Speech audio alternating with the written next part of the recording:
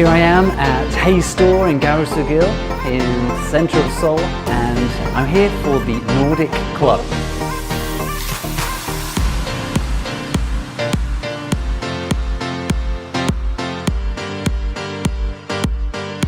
I'm going to be giving a speech, a very short talk about values.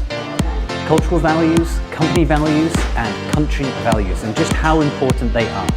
I hope you like the video. Good evening, Nordic Club. I want to start with a question. What is your North Star? What is your guiding light? The thing which helps you make decisions. The thing which helps you know which way to go. Also, where to go if you're not sure and facing some challenge.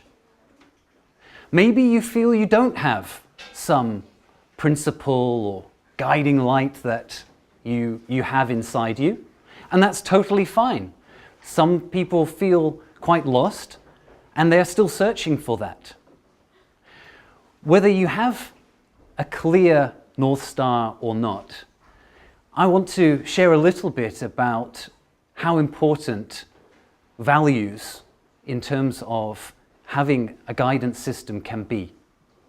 And so in the next 15 minutes or so, I'm going to share a little bit about my experience of working for one of Denmark's largest companies and how that contrasts to where we are here in Seoul, Korea. So I asked you the question whether you had a North Star. Well, in fact, I myself had a very clear star, the Maersk star. For those of you who know, it is a white six-pointed star on a blue background, and it is the logo of the company that is Maersk. I'm sure at Nordic Club, most of you have heard of what Maersk is, but maybe some of you have not. So if you have not, I'd like to just give a little introduction. Maersk is actually the largest shipping company in the world. They are the company who are stacking up to 20,000 shipping containers on one huge vessel and then shipping that across the world. They are responsible for a huge amount of the world's trade. I once heard that if you combined all the value of the goods on Maersk ships, you have about 6% of the world's global national output. So you can imagine the impact that the company has on global trade and the world economy. And so, going back to 2007, when I was a graduate and I joined the company. And one of the first things I found was this star, this literal logo, this symbol of what Maersk is. And of course that symbol can be seen on all of their containers, all of their ships around the world. And it is a symbol for what they do. But much more than that, they have a set of values, a set of principles that determine how they do business. And I was very fortunate when I joined the company at that time that they were in the process of refreshing those values. They weren't coming up with an entirely new set. They weren't engaging a strategic management consultant to say these are the hot trends that you need to follow, because Maersk is one of Denmark's largest companies. It's been around for more than 100 years. And so they had, in their own company already, a very unique culture. And so these values that they had made were representative of that unique culture. And so what they were doing is cascading these values from the headquarters in Copenhagen, where I was involved in a lot of training, all around the world, because Maersk is present in almost every country of the entire world. And what was so meaningful about these values is that it created a unity, a certain way of doing business, so that if you are in a customer service center in India or you are a captain piloting one of these giant vessels, you have the same guiding principles about how to do business, how to make decisions, and what to do in times of pressure. And so many years later, I still remember those values. They made a very big impression on me. So why is it that I consider values to be so important? I'm sure some of you have been in companies and you've been told, oh, these are our company values. Maybe they're on a poster on the wall, or you get a little booklet. But that's the first and the last time that you look at these values. They get put to the side. The real value of having a set of guiding principles is that if they are truly used within the company, they create a sustainability. Why do I say they create a sustainability? Because rather than focusing only on the short term, you have a much broader, bigger kind of long-term view on how things are progressing. And so by having that, you can more readily sustain your energy in your work. The strategy becomes more long-term, and you don't get stuck in the day-to-day. Values for a company or any organization are also important because they put into context why you are doing what you're doing.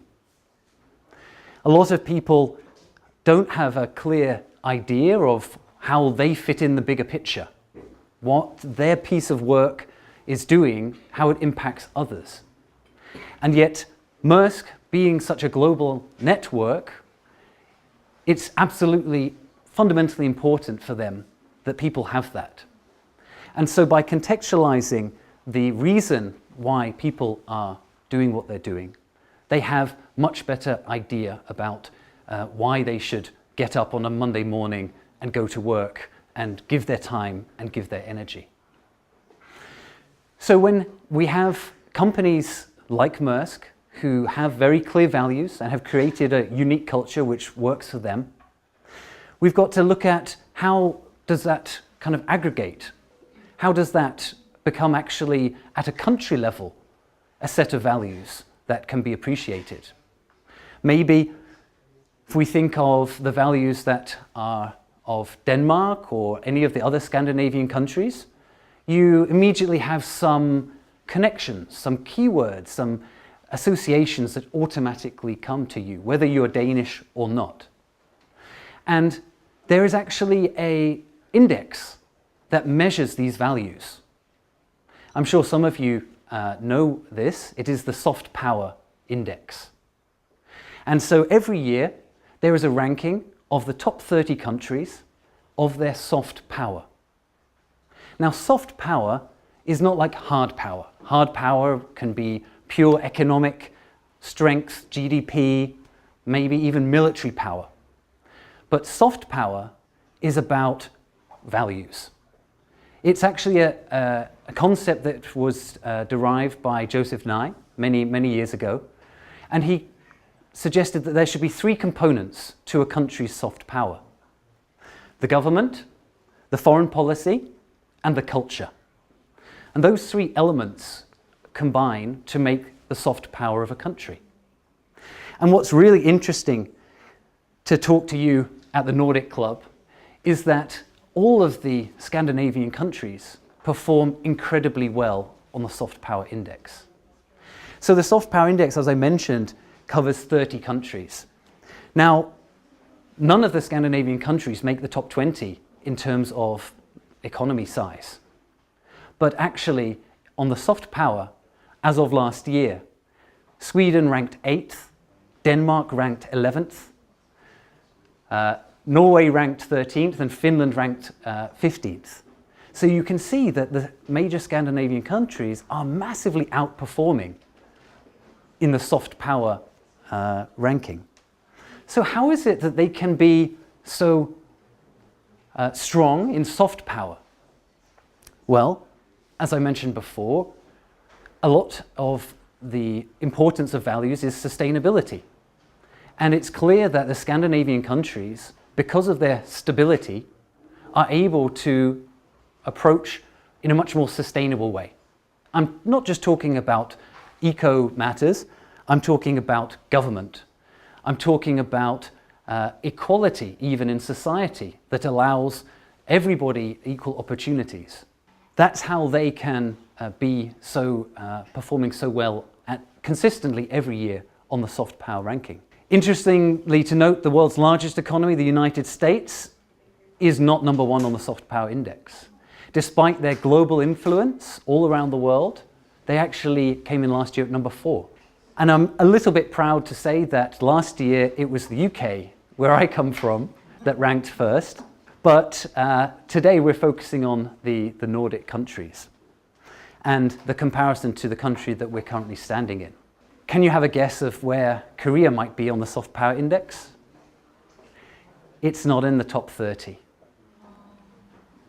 So even though Korea is now considered the 12th largest economy in the world, it doesn't feature in the top 30 in terms of soft power. And so, whilst Scandinavian countries are outperforming in this way, Korea actually has perhaps a lot of opportunity to do that. I mentioned culture is a part of the soft power ranking. Of course, it's only been relatively recently that Korean culture, the Korean wave, Hallyu, has been exported and has been taken overseas. We all know how the economic miracle of Korea and how quickly it has developed.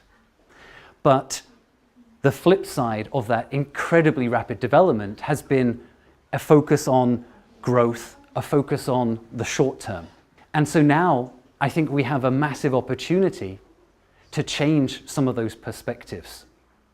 Perhaps to take a more long-term view, to perhaps focus more on quality rather than quantity, to realize that in this current era where we have so much mobility, where people can change their country, they can choose their work so much more flexibly and easily than ever before, that in fact having that value, that value proposition of why I should work for this company, why I should give my time and energy, why should I strive hard, is more important than ever before.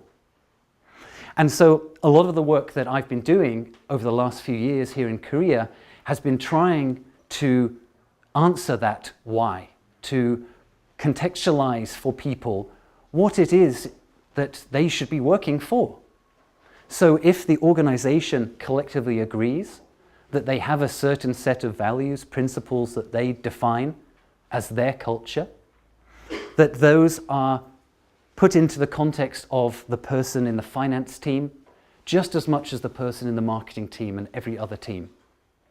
Because when you have that meaning at a personal level, you're able to be much more highly motivated towards being aligned with those. And it's unfortunate to see that in Korea, the younger generations, according to a lot of recent research, are the most pessimistic towards work. They are the most, or the least engaged in terms of employee engagement. And so perhaps as a forum like the Nordic Club, we can be a place for sharing the things which have been successful in the Scandinavian countries and the things in which we can perhaps work on as Korea is in this transition. Yes, a lot of the Korean companies are the leaders in their industry and have been for a number of years. But it's important that if they wish to continue to be so, to stay at the forefront, that they must really innovate. Because if they do not innovate, then the fast follower, which are the other countries in a less developed state, just like Korea was in some decades ago, will be caught up. So I raise tonight this short talk as a challenge for us as people in Korea, both Koreans and non-Koreans, to share about some of these values, these cultural values and other aspects of life which are the important things, to make work better, to make life better, and to generally just bring more success to any of the organizations that we are working in. And I'll leave you with a final thought. Values can be defined as a way of acting, as something that influences us. And perhaps even if we know what those values are, and we act that way in front of others, the true mark of whether we accept and really live those values is how we act when nobody's looking. When you're by yourself, when the doors are closed, do you still live those values? Do you still act and make decisions in the same way that you do when you're in public? So hopefully through the course of this evening and the further events of Nordic Club and through the work that we do, I hope that we can continue to increase the acknowledgement of the importance of values, be those personal values, corporate values, or cultural values. Thank you very much for listening.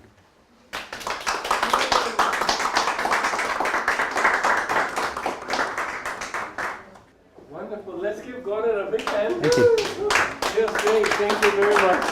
Thank you. Let's do it. Let's do the handshake. Thank you very much. We can do a running high five.